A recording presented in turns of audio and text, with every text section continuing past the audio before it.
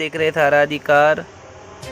इस वक्त की बड़ी खबर मुंबई के आज़ाद मैदान से। स्कूल बसों, ट्रकों, कैब और ऑटो रिक्शा जैसे वाणिज्यिक वाहनों के चालकों ने गुरुवार आधी रात से पूरे महाराष्ट्र में अनिश्चितकालीन हड़ताल की घोषणा की है। ये हड़ताल उनके द्वारा लगाए गए अत्यधिक ई चालान जुर्माने के विरोध में है। मुंबई महानगर क्षेत्र टैक्सी रिक्शा संगठन महासंघ ने क्लेम किया है कि इस मुद्दे से महाराष्ट्र में लगभग 15 लाख परिवहन ऑपरेटरों के साथ साथ लाखों निजी वाहन मालिक भी प्रभावित हुए हैं, जिसमें लगभग 4,500 करोड़ रुपए के जुर्माने शामिल हैं। आज मुंबई के आज़ाद मैदान में भारी तादाद में वाहन चालक धरना देते हुए नजर आए। महाराष्ट्र के उप मुख्यमंत्री एकनाथ शिंदे ने वीडियो कॉल पर आश्वासन तक दे दिया कि उनकी समस्या का समाधान होगा, लेकिन वाहन चालक अब रिजल्ट का इंतजार कर रहे हैं। 4,500 करोड़ रुपीस का जुर्माना कई सालों से जो लगाया गया है वाहन चालकों पर, इस पर वो काफ़ी नाराज़ है और महाराष्ट्र गवर्नमेंट से ये निवेदन कर रहे हैं कि इस पर उन्हें समाधान दिया जाए। देश और दुनिया की तमाम खबरों के लिए देखते रहिए सहारा अधिकार। कायदा रद्द करा, रद्द करा, रद्द करा, कायदा रद्द करा, वाहतूकदार एकजुटीचा अरे कोण कायदा रद्द करा, रद्द करा, रद्द करा, कायदा रद्द करा, वाहतूकदार एकजुटीचा अरे कोण। हेलो दर्शकों, मैं दिशान काजी, आप सब देख रहे हैं सहारा अधिकार। मुंबई के आज़ाद मैदान में आज काफ़ी ज़्यादा क्राउड है और ये क्राउड है महाराष्ट्र के सड़कों पर अपने वाहन अपनी वाहन के जरिए से जो है federation of MMRT region taxi rickshaw men's union Mumbai की 20 मिलियन से ज़्यादा जो जनता है उन्हें टैक्सी की सर्विसेज, रिक्शा की सर्विसेज जो है वो स्मूथली देते हुए आए हैं। लेकिन इन्हीं लोगों के साथ पिछले कई सालों से गैर कानूनी तरीके से ई चालान के नाम पर 90% से ज़्यादा पैसे वसूल किए गए, जिसकी amount crore and crore rupees में है। इसके वजह से इनकी संस्था तंग आ गई है और महाराष्ट्र के मुख्यमंत्री देवेंद्र फडणवीस से ये रिक्वेस्ट कर रही है कि जो फ्रॉड तरीके से ई चालान के नाम पर धोखा किया गया है वो पैसे हजारों लोगों के हित में दिए जाने चाहिए और आने वाले फ्यूचर में भी ई चालान के नाम पर धोखाधड़ी से, गुंडागर्दी से इनके ड्राइवर को परेशान नहीं करना है। एक शॉर्ट डिस्कशन हम उनके साथ करेंगे। आपल्या मुलाकडे प्रशिक्षणार्थी यांच्या आंदोलनादरम्यान आपल्याला पाठिंबा देण्यासाठी पंजाब विधान परिषदेचे आमदार राजेंद्र राठोड चलनच्या बाबतीत सरकारला पत्र दिलं होतं। चार 5 दिवसापूर्वी परिवहन मंत्र्यांनी आम्हाला चर्चा केली। त्या ठिकाणी त्यांच्यावर चर्चा झाली। त्यांना सगळ्या भूमिका आमच्या मांडल्या। सरकारचं कशा पद्धतीने सुरू होती, पद्धतीने कर्ज बाजारी होतं, या सगळ्या गोष्टी चलनच्या बाबतीत आणि त्यांनी आम्हाला सांगितलं की 8 महिन्यापूर्वी आम्ही त्यांना या बाबतीत तुम्ही आम्हाला खुलासा करावा। 8 महिन्याचा खुलासा त्यांनी त्या दिवशी आम्हाला केला। काय सुधारणा आम्ही करणार आहोत, काय करणार त्यांनी सांगितलं प्रत्यक्षात आमच्या हातात कागद किंवा त्याचं लेखी आम्हाला काही निवेदन दिलं, त्याच्यामुळं काय त्यांनी केलेलं हे आम्हाला काही कळत नाही। त्याच्यानंतर ते म्हणले की ठीक आहे, आम्ही तुम्हाला परत एकदा बोलवतो 4-5 दिवसांनी। त्याप्रमाणे कमिशनर आणि त्यांचे असिस्टंट यांनी आम्हाला बोलवलं होतं। त्यावेळी त्यांच्यावर चर्चा झाली। त्यांनी सांगितलं की मुख्यमंत्र्यांनी आणि परिवहन मंत्र्यांनी आम्हाला सांगितलं आणि अशा पद्धतीनं हा प्रश्न की सध्या देशातील युद्धामुळं सगळी उभे आहे, तसंच शाळा क्या कहना चाहोगे ई चालान के नाम पर करोड़ों रुपए का फ्रॉड हो चुका है। महाराष्ट्र गवर्नमेंट से आपकी के लिए आप महाराष्ट्र सरकार से क्या डिमांड करते हैं? महाराष्ट्र सरकार से ये पहले ये बंद करो ये चला, इसके पहले हमारी जो केसेस है वो केसेस का जो फाइल है वो कैंसिल करो। ये हमारा कहना नहीं है।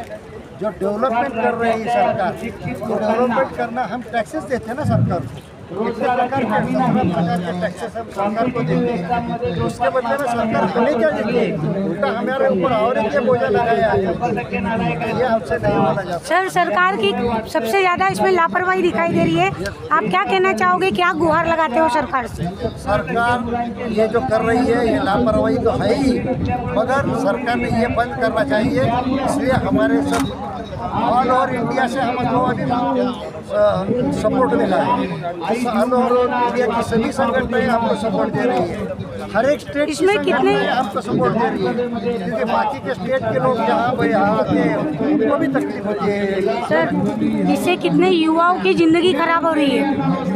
हजारों लोगों की इसमें जिंदगी खराब हो रही है, क्योंकि जो चालान देते हैं उसका देने के लिए पैसा ही नहीं है लोग। आप क्या चाहते हैं जो 1000 करोड़ के चालान जमा हुए हैं इलीगल तरीके से, वो हजारों चालान MRT रीजन में जो है वो वापस दिए जाने चाहिए?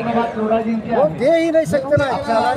जो ये चार्जेस लगाए हुए हम कोर्ट में भी गए, कोर्ट में भी हमने क्या अपील किया है इसके बारे में। कोर्ट ने भी कहा कि ये बेकायदेश है। मंत्रालय की तरफ से क्या रिस्पॉन्स आया? मिनिस्ट्री की तरफ से क्या रिस्पॉन्स मिला? मिनिस्ट्री यही बोलता है कि आप वापस ले लो, हम सोचेंगे।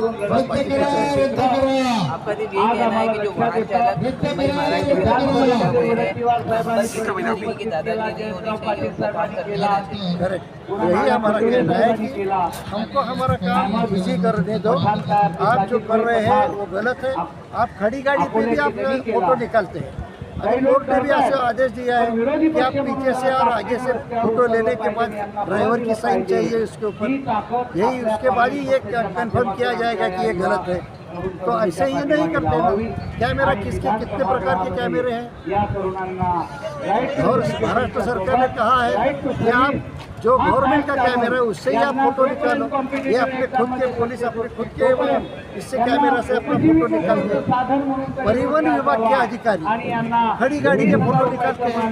वही रोड पे, जो रोड पे किसी के लिए हमारे लिए कोई जगह है, पार्किंग के लिए कोई जगह दिया है किसी को गाड़ी वाले को, और ये कोई सुविधा देते नहीं और हमारे ऊपर ये करता है। धन्यवाद सर। सर नमस्कार, क्या कहना चाहोगे?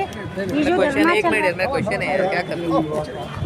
मेरा लास्ट क्वेश्चन आपसे ये रहेगा कि चालान का वन टाइम सेटलमेंट आप करने की मांग कर रहे हैं फैसले के अनुसार, क्या लगता है कि चालान का वन टाइम सेटलमेंट कैसे होगा? ई चालान का वन टाइम सेटलमेंट हमने नहीं मांगा। हमारा मांगने का आशा ये है कि जो ई चालान कैंसिल हो चुके हैं, जो गलत अवैध तरीके से निकले हुए हैं, वो 90 डेज़ के बाद एक्सपायर हो चुके हैं, जिसके ऊपर कोई कार्यवाही नहीं हुई, घटना नहीं हुआ, वो रद्द होने चाहिए। और बाकी की ई चालान सिर्फ महाराष्ट्र के लिए गाइडलाइन नहीं है, पूरे देश के लिए है। तो बाकी के राज्यों में इतनी अड़चन नहीं है जितनी महाराष्ट्र के अंदर है।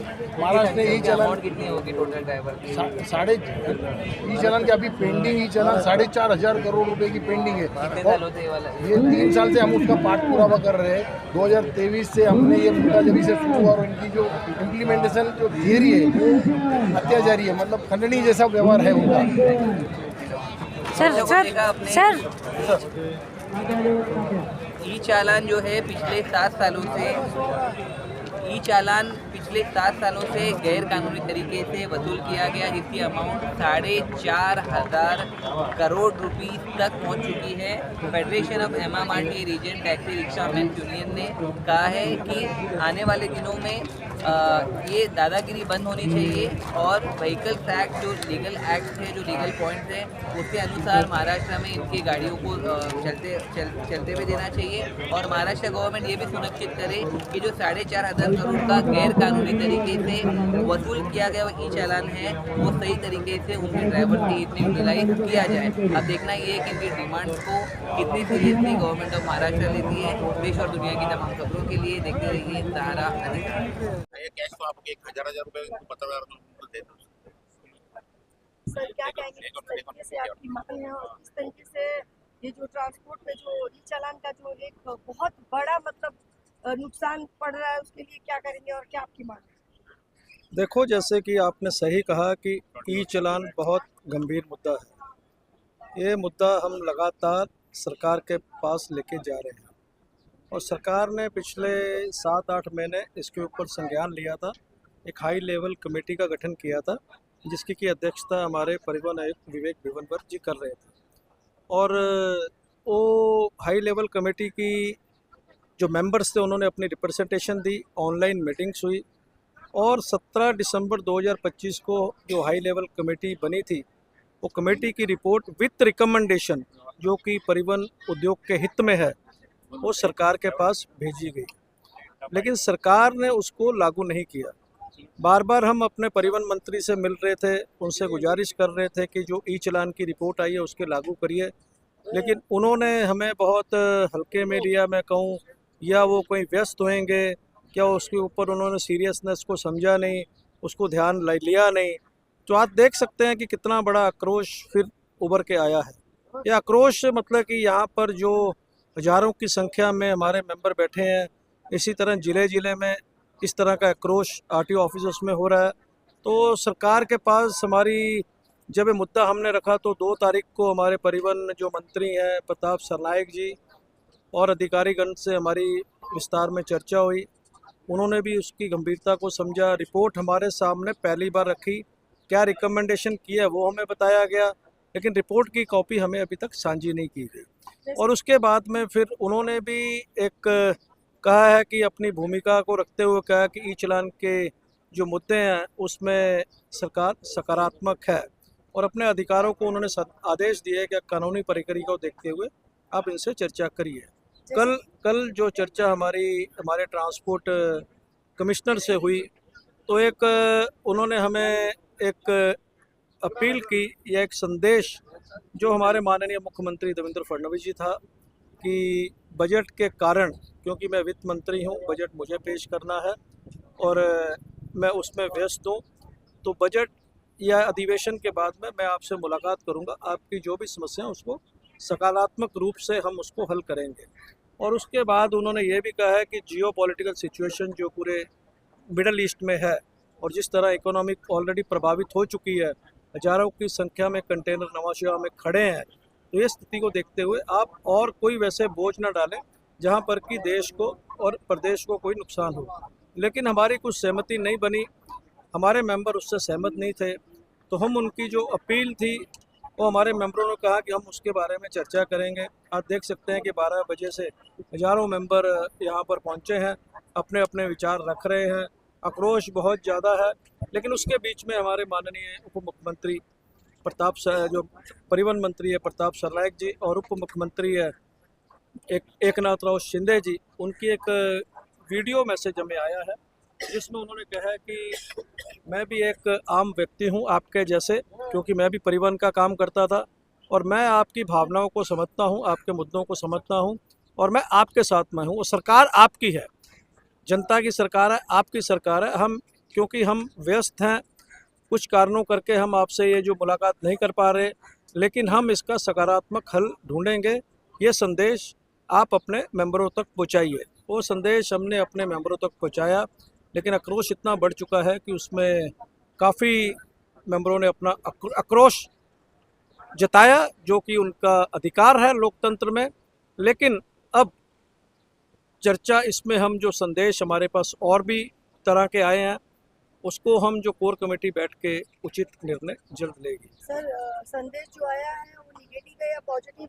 अगर नहीं हो रहा है आपकी मांगे पूरी तो लास्ट एक्शन क्या?